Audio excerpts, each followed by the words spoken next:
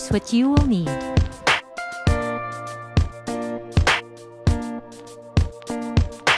Alright, let's go ahead and get started.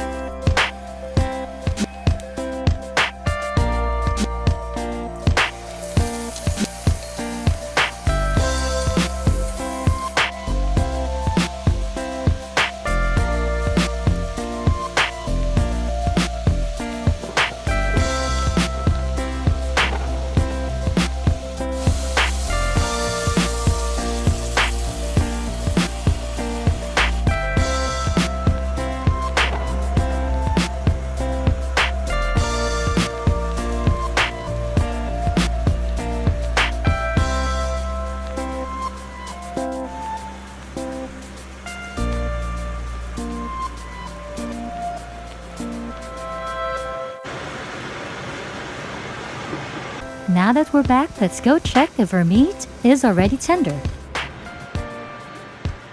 It's still a bit tough, so let's cook it a bit longer.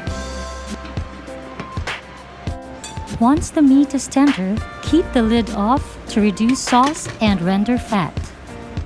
When the desired amount and consistency of sauce are achieved, pour in the vinegar. Alright guys, this is important.